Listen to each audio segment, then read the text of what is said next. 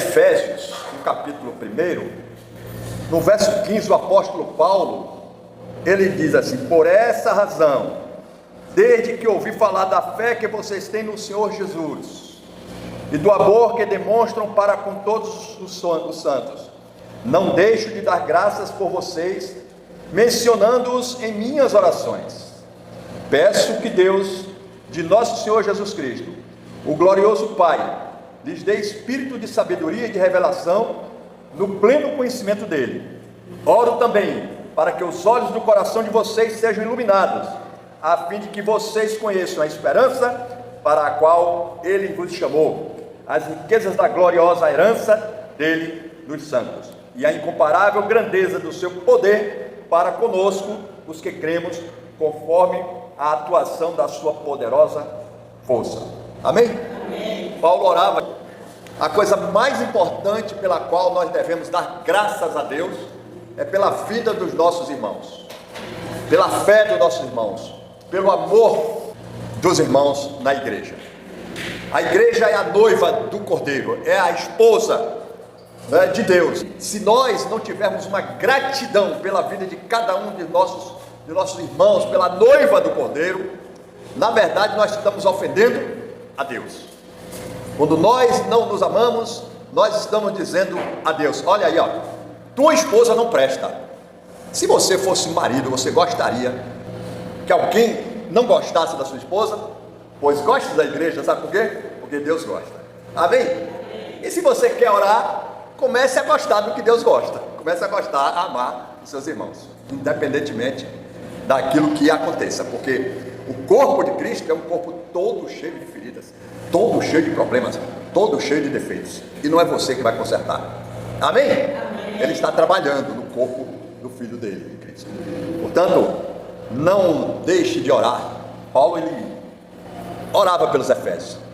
Nosso assunto de hoje, de oração, né? A gente já está começando a falar de oração, mas às vezes a gente acha que Deus ainda não preparou as coisas, né?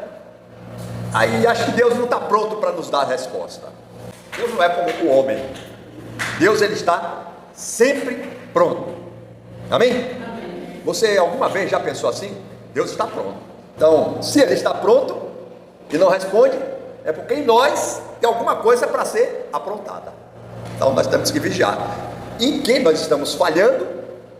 Já que Deus está pronto, onde é que está o viés daquilo que pode trazer a resposta de Deus para as minhas orações? Talvez a gente diga assim: ah, Deus está muito ocupado, Deus tem tantos universos para cuidar, né? Ele não vai se interessar em ouvir meus problemas, ele não está nem aí para isso. A gente pensa assim, né? Aí também a gente acha que se a gente começar a pedir certas coisas a Deus, a gente vai se considerar assim uma pessoa egoísta. Por que eu estou pedindo isso para mim? Deus não está preocupado com isso não, viu? Você precisa orar por suas necessidades e esquecer essa coisa de achar que se você orar por aquilo que você precisa, realmente você está sendo egoísta. Você não está em último lugar, você não está numa fila para ser atendido, para ser atendida. Ele está ouvindo a todos. Tem um versículo no Salmo 50, eu separei aqui para ler, que é o versículo 10 do Salmo 50, diz assim: pois todos os animais da floresta são meus, assim como as cabeças de gado aos milhares das colinas, tudo pertence a ele. Talvez você pense assim: puxa, Deus está tão ocupado cuidando do gado dele, dos animais do campo, mas ele é poderoso, ele está pronto para ouvir a mim e a você.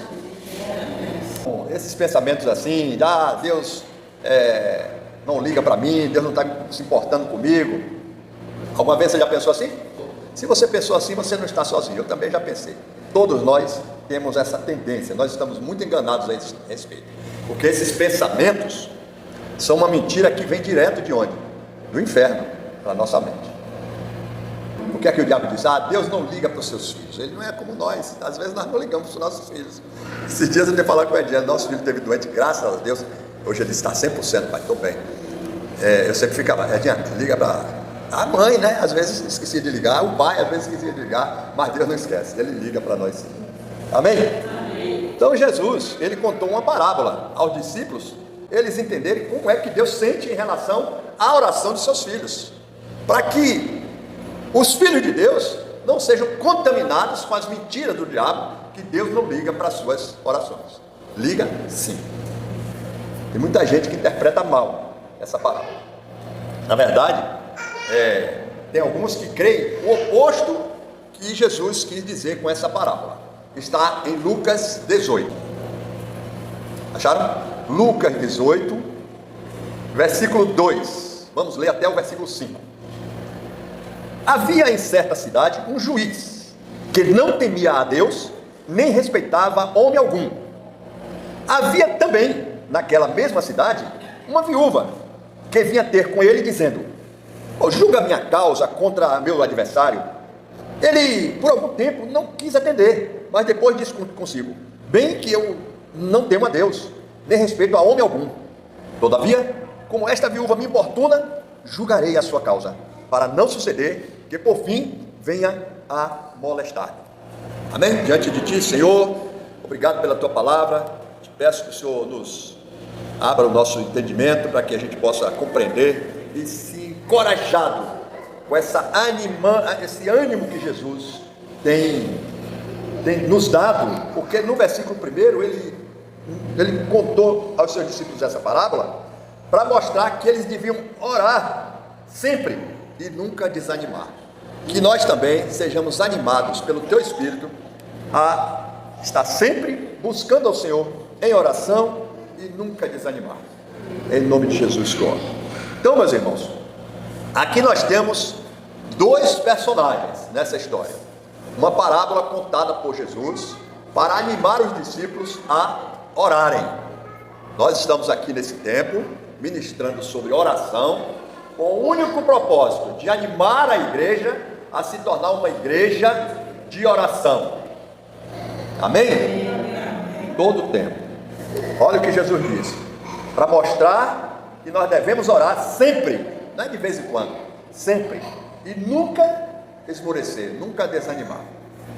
Então nós temos aqui diante dessa parábola dois personagens, uma viúva que está ali desesperada e um juiz iníquo, um juiz que não se importa com os problemas alheios, um juiz mais do que injusto, ele é um juiz iníquo. Então a personagem principal dessa parábola é quem? É o juiz? Não, é a viúva. A viúva, não era fácil a situação de uma viúva naquela época de Jesus, não era fácil. Hoje em nossos dias, a viuvez não é tão desesperadora como há 2000 anos atrás, né? Lá no Oriente Médio. Não é, hoje não é tão desesperadora. Hoje as viúvas podem ser até ricas. Quantas já ouviram aqui falar de viúvas ricas? As viúvas podem trabalhar, exercer cargos importantes. As viúvas hoje são incomparavelmente, mais independentes do que as viúvas da época de Jesus. Elas podem trabalhar, naquela época as mulheres não podiam trabalhar, elas podem estudar, naquela época, e até bem poucas décadas atrás, as mulheres não estudavam, não podiam estudar, não tinha essa questão, nem votar, elas não tinham a independência, não tinham a liberdade. Então, quando Jesus contou essa parábola, a situação era muito diferente. Viúva não tinha trabalho, não tinha dinheiro, não tinha prosperidade, não tinha casa, não tinha um bem, não podia ter coisas, não tinha poder e também não tinha estudo, não tinha instrução, porque não estudava. Se tivesse um filho, uma filha, ou alguém da família, que olhasse para ela conseguia sobreviver. Mas na ausência de pessoas próximas, parentes, essa viúva estava fadada à mendicância, ela virou uma mendiga, uma pária da sociedade, um indigente, uma esmolé, como a gente chama. E era muito comum se encontrar viúvas nessa situação. E essa mulher, em que pese todas essas dificuldades da vida dela, ela ainda tinha um inimigo, ainda tinha um adversário que o perseguia. A parábola aqui não desce a detalhes que tipo de inimigo, que tipo de ataque esse inimigo levantava contra ela, mas disse que ela tinha um inimigo, um malvado, que talvez viesse perseguindo ela. talvez ameaçando fisicamente, talvez cobrando alguma dívida, né? Como se ela tivesse roubado algum dinheiro para se sustentar. Então ela estava aflita. Esse inimigo dela estava vencendo a batalha contra ela e ela perdendo isso para o inimigo. Então ela não tinha como se proteger, não tinha um parente para ajudar naquela situação difícil. Era uma viúva que estava passando muita dificuldade. Eu não sei se você consegue imaginar o nível de dificuldade que essa viúva tem, né? Que está sendo aqui relatada por Jesus. Se você consegue visualizar assim na sociedade alguém numa situação tão caótica como está essa viúva. Não tinha ação social do governo, não tinha Bolsa Família, auxílio emergencial não tinha, ela estava passando muita dificuldade. Então ela só tinha um jeito de se livrar desse inimigo, porque que pese toda a miséria que ela estava vivendo, o inimigo também perseguindo ela. E Jesus conta essa parábola para mostrar que essa mulher tinha tudo para esmorecer, para desanimar e desistir até da vida, mas ela decidiu ir ao juiz da cidade e pleitear a sua causa. Então ela esperava o quê? A misericórdia desse juiz. Só que era um juiz iníquo. E agora a gente vai falar desse juiz iníquo, que é a segunda personagem. A primeira é a viúva desesperada, e agora um juiz iníquo. Então Jesus resume esse juiz com duas frases: não temia a Deus, sem temor do Senhor, né? E não respeitava as pessoas. Havia um juiz em que não temia a Deus, nem respeitava homem algum, não respeitava ninguém e nem tinha temor de Deus. Deus nos livre de enfrentar alguém que não tenha temor de Deus e não respeite aos homens. Uma pessoa assim, uma pessoa sem misericórdia, sem compaixão por ninguém. Ele só pensa em si mesmo. Aquele homem, ele não temia a Deus, nem respeitava os homens. Em suma, alguém que não teme a Deus e alguém que não respeita os homens é alguém irresponsável, a pessoa sem responsabilidade. Era um juiz iníquo. Ele não se preocupava com o dia de prestar contas ao Senhor, que todos nós um dia vamos comparecer ao tribunal de Cristo para prestar conta daquilo que nós fizemos de justo e de injusto. É preciso, isso aí é a base do temor do Senhor, que esse juiz não tinha. Então ele fazia sua própria justiça, né? E decretava de acordo com o que convinha a ele. Era o juiz iníquo. Esse juiz, sem respeito por ninguém, ele não ligava para as consequências, para os efeitos das suas decisões na vida daquelas pessoas que buscavam justiça nele. Não se importava, se sentia livre para usar e abusar do direito das pessoas. Então ele não via as pessoas como nós vemos, não considerava como irmã, como filha de Deus. Se ele não temia a Deus, então para ele as pessoas todas eram serviçais dele, as pessoas existiam para fazer as vontades dele. As pessoas para eles eram problemas, eram dor de cabeça. As pessoas, elas só causavam incômodo a esse juiz. Ele era o último recurso da viúva. Ela não tinha mais para quem apelar. Ela buscou o juiz. Então, irmãos, diante de tal situação, dava até vontade de dizer, as pessoas dizerem a ela: "Oh, minha filha, não perca tempo não com esse juiz iníquo, ele não vai te ajudar. Não vá para o tribunal, não vá lá não. Esse juiz está macumunado, quem sabe, com o próprio inimigo seu, recebendo alguma propina." Ele não tinha temor de Deus, ele não respeitava as pessoas, ele era uma pessoa irresponsável. Então essa mulher passou por esses desafios. O juiz não deu bola para ela, não ligava para ela.